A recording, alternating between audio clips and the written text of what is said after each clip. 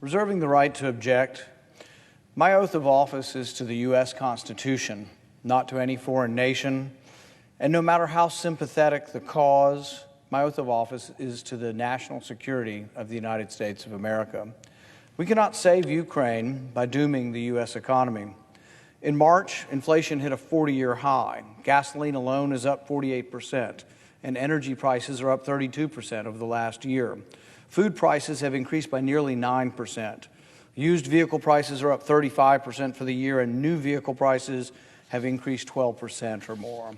Yes, inflation doesn't just come out of nowhere, it comes from deficit spending. The United States spent nearly $5 trillion on bailouts, leading to one of the highest and most sustained levels of inflation in U.S. history. Americans are feeling the pain, and Congress seems intent only on adding to that pain by shoveling more money out the door as fast as they can. This bill under consideration would spend $40 billion.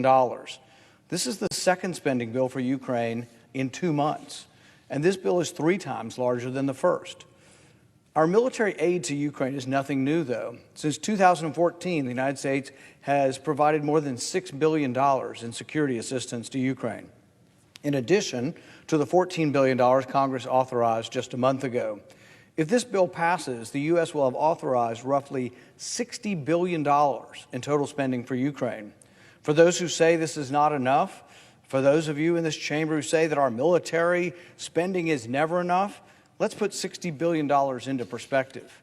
According to Elias Youssef, a security assistant at the Stimson Center, Kiev would become the largest yearly recipient of U.S. military aid of the past 2 decades. Except for the top 5 countries, $60 billion is more than every other country in the world spends on their entire military expenditures. If this gift to Ukraine passes, our total aid to Ukraine will almost equal the entire military budget of Russia. And it's not as if we have that money lying around. We will have to borrow that money from China to send it to Ukraine. The cost of this package we are voting on today is more than the U.S. spent during the first year of the U.S. conflict in Afghanistan. Congress authorized force, and the president sent troops into the conflict. The same cannot be said of Ukraine. This proposal towers over domestic priorities as well. The massive package of $60 billion to Ukraine dwarfs the $6 million spent on cancer research annually. $60 billion is more than the amount the government collects in gas taxes each year to build roads and bridges. The $60 billion to Ukraine could fund substantial portions or entire large cabinet departments. The $60 billion nearly equals the entire State Department budget. The $60 billion exceeds the budget for the Department of Homeland Security and for the Department of Energy. And Congress just wants to keep on spending and spending.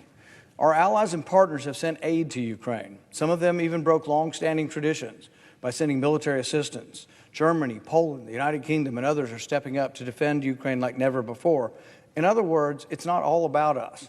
It isn't that we always have to be the Uncle Sam, the policeman that saves the world, particularly when it's on borrowed money. Yet the United States accounted for nearly half of what's been spent so far. With a $30 trillion debt, America can't afford to be the world's policeman. The U.S. is trying to recover from the $1.6 trillion we spent on wars in the Middle East, not to mention the $5 trillion borrowed for. We should not forget that the Soviet Union collapsed in large part not because it was defeated militarily, but because it ran out of money. In an attempt to save Ukraine, will we doom the United States to such a future? In the past 2 years, the U.S. has borrowed more money than at any time in our history. We are already experiencing the greatest rate of inflation in over 4 decades. The assault on monetary discipline is untenable, and it cannot go on forever. Unless we put an end to the fiscal insanity, a day of reckoning awaits us. Congress should evaluate the cost of continuing down this path. The biggest threat to the United States today is debt and inflation and the destruction of the dollar. We cannot save Ukraine by killing our economic strength. So I act to modify the bill to allow for a special inspector general. This would be the inspector general that's been overseeing the waste in Afghanistan and has done a great job. So therefore, I ask the senator to modify his request so that the Senate proceeds to the immediate consideration of Calendar 368 H.R. 7691.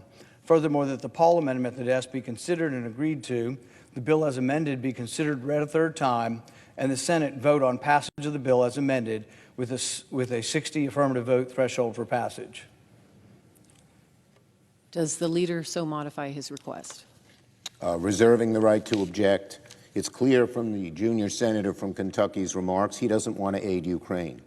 That is not the case for the overwhelming majority here. Again, all he will accomplish with his actions here today is to delay that aid, not to stop it.